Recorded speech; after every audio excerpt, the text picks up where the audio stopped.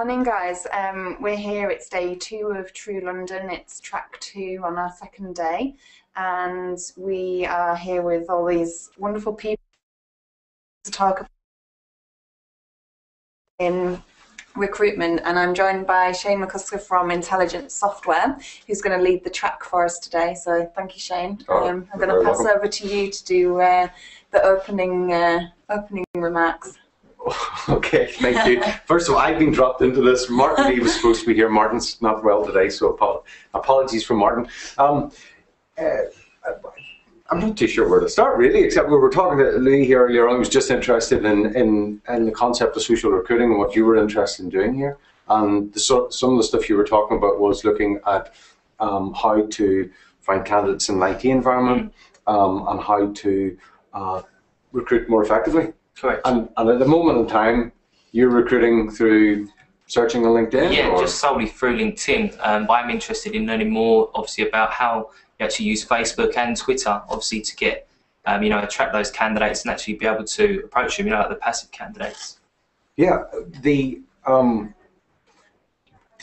fascinating topic. The whole thing about social recruiting is, I really think the recruitment industry hasn't quite got their head around the power of social recruiting yet. And the thing is that people use LinkedIn. The recruitment industry use LinkedIn to find candidates. Candidates don't use LinkedIn to find work. You can't go onto LinkedIn and say, I'm looking for a job without all your colleagues knowing about it, which is a bit of a problem. What candidates tend to use is more social channels like Facebook and Twitter and all the other things where they just associate in communities. And of course, if you're looking for passive job seekers, they're not going to say they're looking for work anyway. They're just going to be there, and they tend to be the ones you're most interested in. So some of the stuff I'm getting quite interested in now is looking at ways that we can get more value from the information that's available online, but it requires a change in mindset. Yesterday there was a great track. Bill Fisher was talking about big data and just the really interesting things that they can do in terms of taking 2 million profiles of people and extracting value from it. But the clever thing he's actually doing is just asking really intelligent questions. So that he's saying, okay, well, if we're looking for people within a geographical area, he's actually analysing traffic routes and distances. I mean, most recruiters don't ask those sort of questions. I think that's quite far removed from the day-to-day life if you have a job you need to fill. Do you think, I was thinking about cool tools and what we can do with them. Do you think that we've got some really cool tools at the moment that we, like you said, that we're perhaps not utilising in the best way? I'm just thinking about things like video interviewing, which has taken off, but hasn't really taken off in recruitment agency world, where we could be using things like that a lot more to perhaps market candidates to clients or to integrate with an ATS for an RPO, for example. I'm just wondering if we're always thinking ahead of the curve and we're not actually really utilising the basics that we've got available to us right now. Well, good point. But in terms of people utilising the basics that are available to you right now, how many people struggle to find the CV that's sitting on the desk from last week? So in terms of information management, it's about trying to utilise what you've got and to get extract more value from it. And so this whole concept of recruitment is an information business. And the better able you are to manage information, the more effective you are as a recruiter. And there's lots of fascinating stuff out there at this moment in time to enable you to extract more value and get more value from what's there. It's just about asking the right sort of questions. So one of the things that happened last year was a subtle change in LinkedIn, where on a LinkedIn profile, you're at the top of it now, you've got updates. Have you any idea why they did that? It's right? This is really, really important. LinkedIn are changing themselves a little bit to be a little bit more like Facebook, a little bit more like Twitter. It's creating engagement. So this is my theory. So if you want to search that sort of information, you need to know what people are talking about. And people talk in a much more expressive way. So where a LinkedIn profile was traditionally like a CV, their update channel or their Twitter channel or their Facebook channel is much more like a job interview, where you're getting personality information out of it. And you can use the sourcing techniques as soon as you start, if you're sourcing on Twitter, Twitter is that in a very, very pure form. How big is a bio in Twitter or a profile page in Twitter? Is minimal. Yeah. But it's all about content and what they say. And so if you know what people are looking for or what they're talking about. So if you want, I was talking to Peter from CPIS who was talking about Ruby on Rails. People are really difficult to find. But there are Twitter groups for Ruby on Rails people. And anybody who follows a Twitter group for Ruby on Rails, guess what? That's it. Yeah. You know, so I mean, it's so easy to try and track people and find people in that. You want to talk about video interview? No, you actually raised another interesting topic there, because I think that you talked a lot about LinkedIn and Twitter and how there are people out there and they're available to us as a recruiting community. But I just think there's a gap between the people who are out there and how we interact with them and how, you know, we interface with those people, because it's not as if a recruiter can go to them and say, I've got a job. You know, they're probably, a lot of them, passive candidates.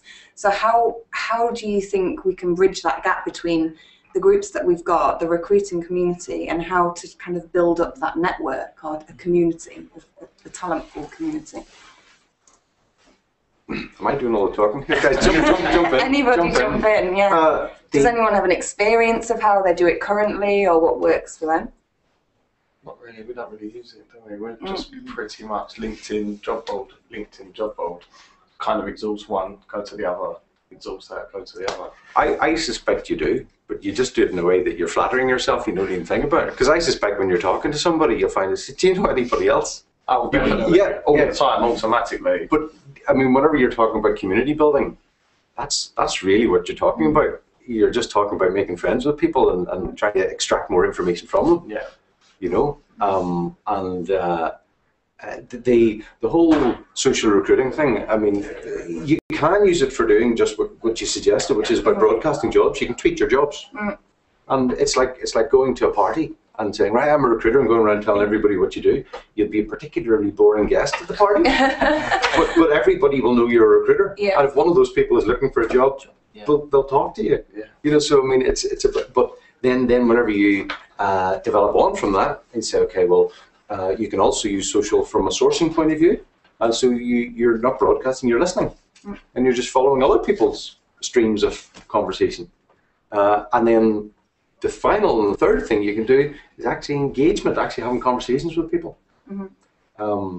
Have we gone off topic? We were supposed to be talking about cool tools. We were.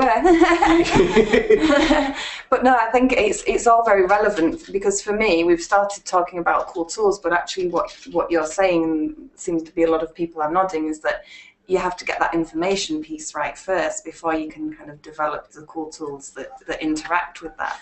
So I think you've got two pieces to this puzzle, if you like. You've got the information and the databases and all the knowledge that's out there, and then it's how do you filter that through the different platforms, like the social media networks and like the job interview, like the video interview platforms that you have available. So there's kind of two pieces to the puzzle, if you like, aren't there? And it's how do they integrate with each other. And I'm just thinking about, I don't know if anyone has experience with video interviewing. Is that in the circle? They were talking about it on one of the previous tracks that we were in this morning about it. And does it put the candidates in an uncomfortable position? You know, because people often in front of the camera outside of the comfort zone. So therefore, you're trying to get somebody to portray their most positive, best image in an uncomfortable environment, which, you know, you're doing the opposite of what you should be trying to do. However, but moving forward, they've got to differentiate themselves from the competition to ensure that, you know, they portray themselves to the right people in the right manner. So it's that fine balance, as you say, it's that bridging the gap, but doing it in a kind of constructive, proactive way. So. And do you think that with the advent of all these cool tools, you also touched on something quite interesting, Tom, that are we making candidates uncomfortable? Are we doing it purely for our own gain, or are we doing it to help the candidate community generally? I think we're doing it. I think the candidates are going to benefit from it, but they're going to. I think people have to move forward. Probably to go back a stage 10 years ago, pre-Facebook, pre-social networking, and things that are out there at the moment. Could you imagine ever going on and saying, putting what you last put on Facebook? Would you ever have done that 10 years ago? No, because it probably wasn't socially acceptable. Yeah. Whereas now, it is socially acceptable because 90% of the population do it. So therefore, okay, well, 10 years ago I had a black and white paper copy CV. Probably what was in fashion at the time was my photo in the top right hand corner. Okay, very cheesy. But moving forward, you know, if everybody starts to move towards the cool tool, the video CV, that's, you know, everybody get follow suit, and we enhance and enhance and enhance, and before we know it, probably maybe we don't even have video interviews. We just get a video of a candidate, and the candidate watches a video of the company. Okay, well, do we both like each other, rate each other out of 10? Okay, you score best. You get so that's a bit extreme. Yeah. I'm not so sure your premise is correct, that video interviewing poses a problem for candidates. I think it's the interviewing bit poses a problem for candidates. The video bit adds an extra layer on top of it. The other big thing about video interviewing, you've really got to separate between agency recruiters and corporate recruiters. Corporate recruiters quite like video interviewing because it filters out people they don't want to talk to. Agency recruiters don't like video interviewing because then they have a video that probably doesn't show their candidates in the best light. And so maybe it was what was used to be talked about was the video CV, which, you know, never really took hold because you can't flick through it and you have to watch the thing. So I suspect there's lots of opportunity within the corporate recruiting world for video interviewing. The agency, I haven't seen any major uptake. Am I right or wrong? I'm not sure. It came up on the previous track, and it was a similar type of final suggestion where it hadn't really taken off. And why hadn't it taken off? Well, because it makes people uncomfortable and outside their comfort zone. But that was kind of going on to the point that I was saying, if it is what everybody does, people will have more experience of it, and will it come back? You know, there's much more virtual interviewing going on with sort of global international recruitment, where people don't fly to go and meet somebody in an airport anymore. It's just Skype, webcam, put your laptop screen up, job's done in 30 minutes. Do we like the guy? Do we not? Okay, bin or move to the next stage. Yeah. Well, so then if video interviewing is just part of the selection process, what are the other aspects of the selection process? Because there are loads of other cool tools out there that are doing very interesting things in terms of selection. And interviewing is one of those things that time and time again for years has been considered by psychologists who study these things as being a particularly poor way of selecting candidates. Yeah. Well, if you go back to the grassroots of how most companies are recruiting through applicant tracking systems, for example, I haven't seen particularly much innovation in terms of how those applicant tracking systems are talking to potential candidates and making them understand, you know, how they should apply to jobs and what they should be doing. In fact, you know, listing keywords in your CV and that kind of thing. So I'm actually not sure whether candidates even understand what the recruitment business is trying to do with all of these tools that are helping us to supposedly help them to find a job. So I'm wondering, going back to the very beginning, you know, what are the innovations in things like ATS systems that are perhaps driving that recruitment function from the very beginning? And then obviously we've skipped a bit to the video interviewing, but maybe you can speak to that a bit, Shane. Yeah, well, I'll list a few if you like. There's a great one that I got from Johnny Campbell on one of his webinars at bright.com. Have you seen it? No. Well, it's lovely. In theory, I haven't seen it working in practice, but it's lovely in theory. What it does is it looks at a job description, it looks at all the applicants coming in and ranks them based on keyword matching or something a bit cleverer than that. I'm not entirely sure. Okay. So, I mean, there is this wonderful process of, and technology will be using more and more intelligence to try and, well, I don't know if I want to say take recruiters out of the process, but certainly take some aspect of what was labour intensive and remove it from the process. I'm always more interested in, we're seeing an awful lot of growth within the sourcing processes, which used not to be the case. You know, recruitment used to be about advertising and people applying, and now it's a case where more and more it's about going out and sourcing and finding people. And so there's a whole raft of different sourcing tools that are available now. Twitter is probably the most prolific in terms of people producing stuff that allows you to do things with Twitter. We've been talking over the last couple of days about Triangulate, about my Mention Map was one that I found. what are the other ones? Follower Wonks, a super tool. There's a whole pile of different sourcing tools and techniques that are there. And what about Paul's actually not with us now, but he's been talking a little bit about jobgram. So how are we just taking a completely different tack? But how are we communicating to candidates, and how are we using a job description as content? And we had a very interesting discussion yesterday about the democratic workplace. And a lady who joined that discussion was explaining how she's just developed an interview, a job description. So on the flip side of it, the companies themselves are actually publishing videos instead of writing a bullet-pointed job description. And I've seen some pretty cool infographic-style job adverts out there that are really speaking to candidates or trying to engage with them in a different way that we've seen before. So what do you think about that as a job as content rather than a job as a list of absolutely what you're looking do you use video much for advertising jobs? Does anybody? Video? No. We were talking about it just between sessions here, as to when you have a job spec, you get many questions as a recruiter as an internal recruiter from recruitment businesses. Okay, well, how do you solve that? Okay, you've maybe set up a conference call, get a manager to brief several suppliers out there. Okay, well, what happens if you then go to a different group of suppliers, or you go to a wider audience? Okay, do you have to go through the same process? Well, maybe why not just record that?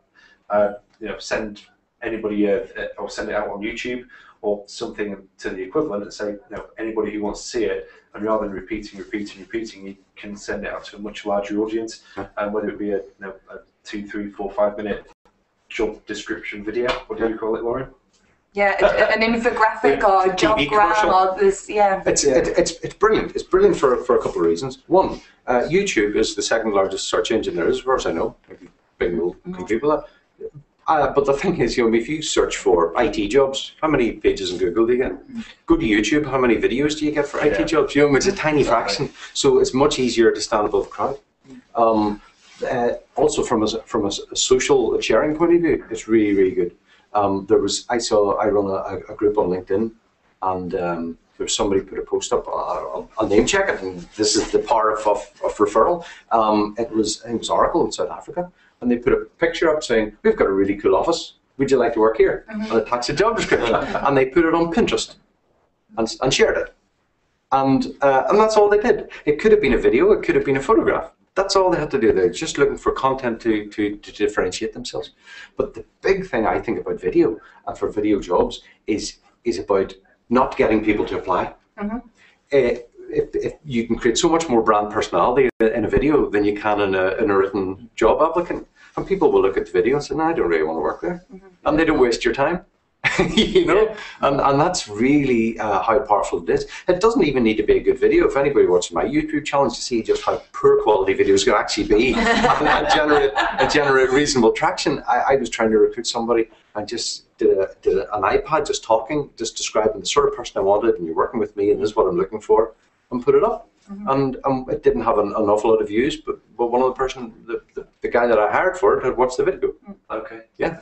So it's about trying to put stuff out there, and it's not about the tool as such. I mean, doing videos on phones and stuff is relatively straightforward. It's the creativity and the way in which you use it. I suppose then when you kind of filter down, once you've seen the YouTube 2-minute job description advert, if you want to call it that, I suppose you get to the end, related content underneath. So, okay, do you want to look at the corporate video? Do you want to look at the last several jobs that have been recruited in the last 12 months by this organisation? Or maybe start then looking into how long the YouTube advert's been out there. Is it a job that nobody wants? Or is it something which every job's been filled very quickly? And whether the job's been taken off the YouTube job advert has then been taken off YouTube? I'm not sure. Yeah. And there's loads of new video stuff. Vine is out recently on Twitter. Do 60-second videos on Twitter. There's lots of new stuff going out there to enable quick and easy video content going out and being shared virally very quickly. And on the flip side of that, I think a lot of candidates are using not video. I haven't seen many examples like you said, Shane, of candidates using video, but candidates using Slideshare.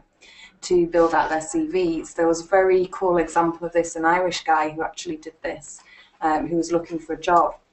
And he basically, instead of building a CV in Slideshare, he built his story, and he said, "This is my story. You know, I was born here, I moved here. This is what I'm passionate about. This is what I want to do." And he had something ridiculous. He had hundreds of thousands of people contacting him just through that one CV that he'd put out there on Slideshare. So I think candidates have started to realise that they need to be a bit more innovative about how they go about searching for roles, but I'm not sure if we're ready for that. You know, are we ready for that? I think we'll be a long time waiting for candidates to actually do the job right and apply for if candidates knew how to look for jobs, wouldn't that make the recruitment industry have a big problem? Yeah, but absolutely. I mean, they're whenever you go looking, there are wonderful examples of people doing the thing right. Mm-hmm. And do you think that from the hiring manager's perspective now, looking inside a corporate business and how they're searching for candidates, do you think that that they're utilising these new tools, or do you think that they're still very much in the dark ages of looking at CVs and doing the selection process like that? I don't deal an awful lot with corporate recruiters, so I wouldn't like to comment, but I suspect yes. I suspect so. I mean, I suspect so because the vast bulk of the recruitment industry isn't at the cutting edge, and what we're talking about here with the cool tools and seeing what people are doing is the very much early adopter stage. So, and it's a very every day there's new stuff coming out and new ways of looking at things, and you only have to talk to the people in this particular group to see you get a sense of where it's going to go. And as I say, get a sense because we don't really know where it's going to go. I've just spotted Paul Jacobs at the back of the room now. Come into the spotlight to talk, because we've just been talking a little bit about jobgrams. Oh, cool. You've got without me being here. Yeah, it is burning. Yeah. So we just we talked about how people are tending to lean towards using jobs as content more and more, and I know you've got some cool case studies to share. That you've built these jobgrams, and actually not that many people knew what a jobgram was. So how was it defined in the room, just out of interest? I started talking in marketing speech, actually, a very cool infographic way of shaping a job. So this session is called Cool Tools, isn't it? Yes. And has anyone mentioned that the term cool as being maybe a word that doesn't resonate well out there with HR people and business people and organisations? A comeback. Yeah. I think it's making a comeback. Yeah, cool. Yeah. Cool. Yeah, cool. Yeah, I mean, sometimes when you mention cool, people view it as being something that's not quite refined or not quite adds that much value, or it's just something that's not going to sort of stick around and last. So personally, I try to avoid that term cool. So when I think of jobgrams as being cool, some bloggers have called it cool, and I'm not quite sure whether I would describe it that way, because I think, well, it's about why organisations are doing a lot of this stuff is because they want to be seen out there in the marketplace as having an innovation brand. That's really important. It's not necessarily about the ROI and getting the best candidates and all that sort of stuff. It's about being seen out there as being more innovative and promoting their brand in a stronger way than their competitors. Because it's not just a war for talent; it's a war for other people's talent. So, Jobgram, I started up a year ago. I started it because I've always looked at job vacancies in newspapers and on job boards and thought they read to me like death notices. So I thought, and I'm generalising here. I mean, they're not all like that, but they're very text-based, and they might have some bullet points and stuff like that, but they're not engaging. They're not, and I don't think they necessarily, you wouldn't get a Coca-Cola or a Nike or an Apple launching a new consumer brand with a column of text in a newspaper or a job, or an ad online somewhere. I think Johnny Campbell summarised it perfectly for us at the last truLondon. He said that why market your job like the back of a chocolate bar with all the ingredients, and not like how an advertiser really pushes a chocolate bar to market? Yeah, I always try and think of a brand, an employer brand, as being like, if you were going down aisle 3 in the supermarket and you came across your brand on the shelf, you know, what would it look like? What would it taste like? What would it feel like? What would it smell like? What's the packaging on the outside? What's the packaging on the inside? So sometimes when I have that conversation with clients, it actually gets them sort of thinking in different terms about their employer brand and how they come across. And it's quite interesting when they say, "Oh, no, I wouldn't actually buy my brand." It's a bit scary. Which is it is scary. It is scary, and so sometimes you need to be authentic and all that sort of stuff. That's all really important. But you also need to represent your brand in the best possible light. So I work with a lot of HR people, recruitment managers around Jobgram, and I always deal with the marketing side of the business as well. And they often would get me the branding via marketing, but I often deal directly with the head of brand or marketing and comms. And so that's. And do you think, just going to that, whose responsibility do you think it is to, I know we don't want to use the word cool necessarily, but whose responsibility do you think it is to cool with a K? Yeah, okay. Yeah. To bring that innovation piece from the business, is it a HR responsibility? Is it a hiring manager? Is it marketing? It's interesting because I've just been in Laurie Ruterman's session about the future of HR, and we've just been talking about exactly the same thing. Some people in the group think it's HR. Others think it's marketing, and others sort of think like me. Maybe it's a whole new sort of function across a new something else that is emerging that is sort of cross-functional. And I raised the point over in the group out there, in the track out there, that I'm not so sure about the ongoing sustainability of HR, because in 1993, I went to my first HR conference in New Zealand, and I went to an HR conference last year, and exactly the same conversation was happening. I didn't feel like anything had evolved. It was still like, we need to partner with the line, we need to give them the skills and so which they can do their job effectively. And we moved from being personnel to HR, so we're less operational, we're more strategic. But now, we're in the year 2013, and we're in this world now of technology, and both technologies, external, social platforms, etc., but also technologies and how you can apply those internally as well.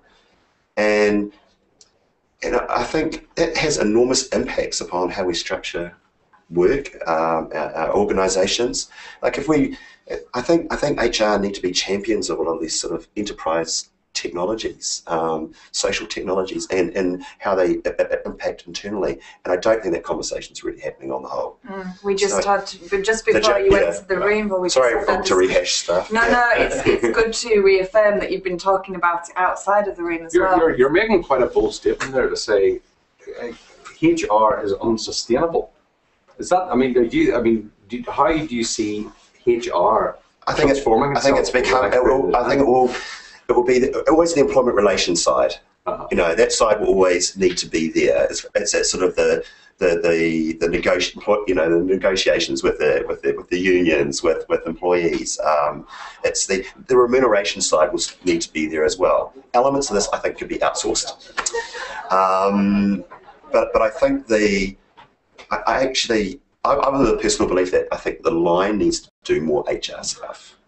And probably we need to do less in HR, less policing, and we need to do more marketing, because we're talking about these cool tools, and they're actually a marketing platform for us to channel, for us to use, and I think HR people need to be passionate about these sorts of things. Early, how many years ago? 12 years ago, I started becoming I was a reseller of an applicant tracking system, and I did that for 9 years. And I spoke to a lot of HR people, and they were often the ones who would say, "It's a fad. online recruitment's a fad. It won't be around. They're the same people who said, they're the same people who said email is a fad. And now a lot of these people are the strategists within their organisations coming up with HR strategies and recruitment strategies. So I'm cynical. I really am. I'm concerned about the profession. And has any just to ask in the group, has anyone seen the flip side of that? Has anyone worked with a particularly innovative HR department who are pushing boundaries? Or... Customers might be watching this. I can't stand them. Not really, no. I don't think if you look at your stereotypical HR person, they tend not to be the most innovative, strategic people, which I suppose is a very difficult thing to say. In terms of the recruitment side, they may be more strategic in terms of steering the business as to where they're going, but in terms of how they get to that point, they need to probably outsource and look at probably people such as ourselves to support them getting them from A to B. I'm wondering if it's really that we're expecting too much from them. So we're expecting HR to be, the strategists, we're expecting them to be the generalists, we're expecting them to be the recruiters and the marketeers.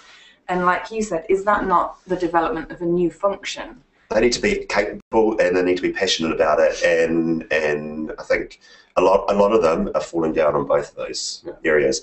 I sort of disagree a little bit with I think there's some. I know some individuals who are really great on the innovation, HR individuals who are great on the innovation side, or even if they're and embracing of new ideas and doing some really great stuff. And the ones who are the best are the ones who are lobbying hard internally, and they've got those. They can work the politics, and they have those really good relationships.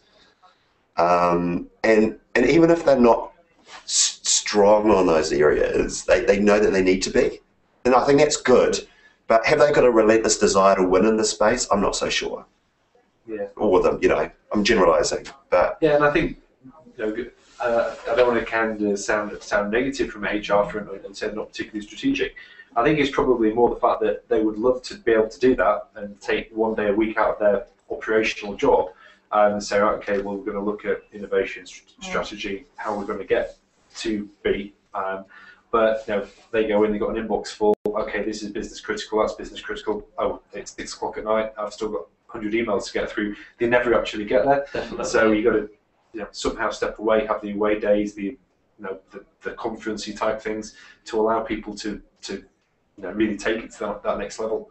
So I know we kind of we're saying I disagree to an extent. I think we're both agreeing on the same point here. But I think it purely comes down to people who are stretched and they don't have the time to take a step back sometimes and say, well, why do we do this? Because it's the way we've always done it. Well, why don't we try and do it differently? One of the things we were discussing out there is should recruitment, the talent acquisition function, and even the sourcing function, talent identification function, should they report through to HR? And personally, I haven't formed an opinion on that yet. Part of me thinks that maybe that should be reporting through to marketing, or maybe it's a whole new function in itself. If employees are an enormous resource for an organisation, enormous cost, but also an enormous benefit. And if we get the right people in the organisation, I mean, gosh, that's great for the bottom line. So it is a really strategic thing. Does it sit under HR, especially if HR is not being that strategic? I'm not so sure. You split HR into two separate sections. One is the employee relations side, and the other side is the recruitment strategic. Some organisations have gone down that track. But it's still your people that you're bringing into the business. So if you have your HR people looking at the strategy of the resourcing side, as to what people they need in the business to take it to where they would like to be. Yeah. Okay, well, they know what they want, but they can't get there. So therefore, you have a separate arm of your recruitment linked in with marketing. Okay, this is what we've got. Okay, we then work together probably further down the line to get to the same end result. That's it, and I think that comes back to how we originally brought you on board to talk about the job grants. And I'll come back to that. Yeah, I know that. No, but it's great our conference is discussions good. to have. Yeah, exactly. Yeah. But I think, speaking personally as a marketeer, working together with our HR department as well on things like this that I would still call,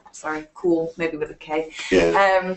But I think that, you know, that's the nature of a marketeer's job. It's all about branding, and whether that's a culture brand, whether it's your brand to your external customers, or whether that's actually one and the same thing. Yeah. I think that there has to be that intertwining of a brand with a company in the way that they recruit, because we're all about selling a story now. It's not about, you know, posting a job and praying that you'll get the applicants. It's about selling a story to a candidate. So.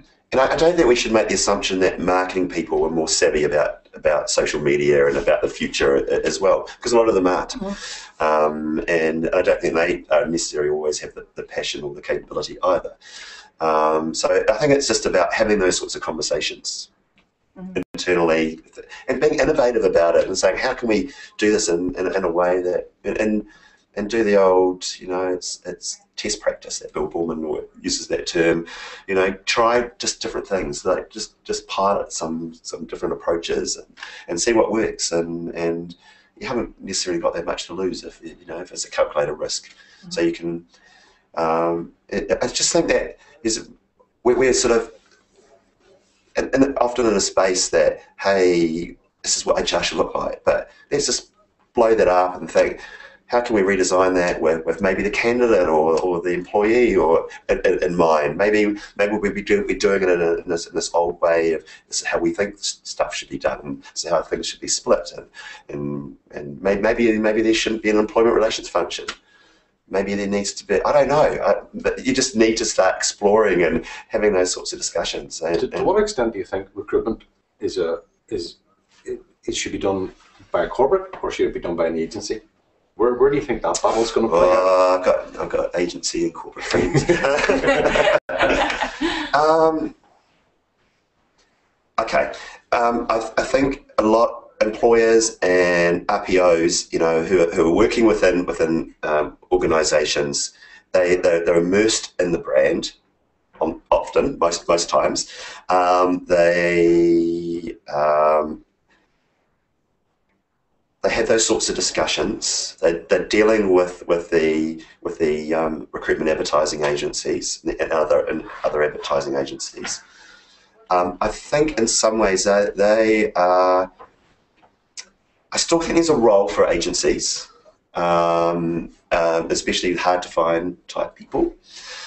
But I think an employer could be more strategic on the whole, typically, around saying we've got recruitment needs. We recruit drivers, and we recruit 1,000 drivers a year.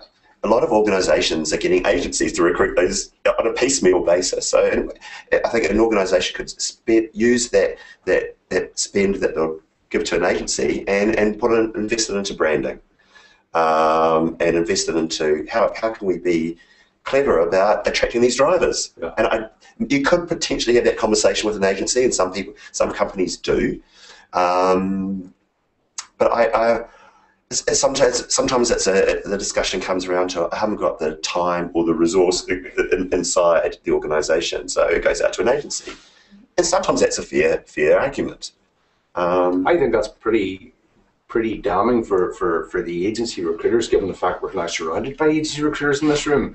Well, come back, challenge my thinking. I'm not so sure. I think that the role of an agency has probably got to change, like you just said there, Paul. If HR and recruiters internally are looking for an agency to do what they've always typically done, which is give them 5 CVs on their desk and have it done by tomorrow morning, for example, then I think, yes, what you're saying is definitely, it holds value. But I think if an agency recruiter is willing to change, and that's changing the way that they're operating with the customer, because they are presenting the brand of that customer to the candidate, and if you're really a consultative agency, I think that's where an agency can survive, is by offering that consultative approach and perhaps innovating on behalf of the customer when they don't have the time to do it, offering solutions, talking about cool tools, becoming really the expert in that niche sector that you're recruiting in. I think if an agency just stays the same as it has done for the past 5-10 years, then they have a problem. A lot of recruitment people within organisations are going to conferences. They're going to sourcing conferences globally, locally and globally. Are getting very savvy, and they're getting sometimes more savvy and more skilled than a lot of agency recruiters. And I'm seeing that pattern, that trend. I think that I'm not saying that it's death of the agency or agencies are redundant, but if we look at JobGram, from my perspective, I'm not getting inundated with inquiries from agencies saying, well, I want to promote our client's brand in a more visual way. But that's the problem that agencies have from a social recruiting point of view. Is the corporates have the interesting stories to tell. If they're the ones who are talking about what they do and putting pictures up of their offices saying this isn't a cool place to work here, the agency can't do that. But if they have that relationship with the customer, then what's stopping them from doing that? What's stopping them from suggesting something like a JobGram service, or agencies who have creative people in house creating these types of things themselves? Yeah, I embrace that. I welcome that. I think agencies should sell that as a service. But why not? I don't know. Why are you? You tell me. I'm not an agency recruiter. But there's nothing stopping an agency who has got that relationship. Well, I think the salvation. I think what we're going to see is that the corporate market, because of the big brands having wonderful stories to tell, will jump on board social, and they've got big marketing departments to get behind that, and they look at social to promote their own businesses, and then recruitment will be driven from that. The salvation of the agency market is going to be that the effect of social, the effect of technology, the effect of all these cool tools is actually massively negative in terms of the recruitment process is now much harder than it ever was. Whenever many years ago, when I was a recruiter, we'd put our ad in the newspaper on a Friday afternoon. Monday morning we'd have our 20 CVs, and that was all we had for the week. And now you can do a search on Google and have a gazillion of them. Yeah. And so what's happening is now then that the technology is swamping recruiters with information, and the problem with recruitment is about extracting value from it. Yeah. And that's going to be the saviour of the agency, because they're going to be hopefully much better at it than the corporate. It's not about the cool tools. It's not about the cool tools. The cool tools. It's about being business-minded, strategic about what do we want to achieve, and whether it's done by an employer or by an agency, it doesn't matter. I think there's opportunity for agencies to be innovative, more than what they are now. They could, for example, become the voice of a vertical out there in a industry sort of sector in which they're working in. They could be the voice of PHP developers within across London or something like that. So I think a lot of agencies are branding themselves. They spend a lot of time on their brand. They're not necessarily promoting out the employer brands, but they could, and they, if they're on Facebook, they might have 20 fans. But maybe there's clever ways of doing stuff that they could capture an enormous audience that an employer would be hungry to have, and it'd be visible. And the employer would be, really hungry to get hold of those people, and they would see the communities that the agency had built. So I think I don't think I'm not saying that is the death of the agency or anything like that by any means, but I just think agencies need to evolve. And I don't think it's about, as I mentioned, about the cool tools, because the cool tools, I think, is a distraction. I think yes, there are lots of tools out there, lots of channels. But let's just work out first, what do we want to achieve? What sort of voice do we want to have out there? Who's the talent in which we are after? Let's map that. That sort of discussion is not happening enough, either in an employer side or in an agency side. So I'm just getting a nod that we're almost out of time, guys. So before we switch off on our second track, can we just do a quick roundup of what you've perhaps taken away from this track this morning, Tom? We need to be more innovative, and I suppose the big thing is going to be corporate or agency. Which way does it go? I think we all have very differing opinions, and probably still unclear as to which route we go down. Mm-hmm. I feel like we need to maybe work with our HR more to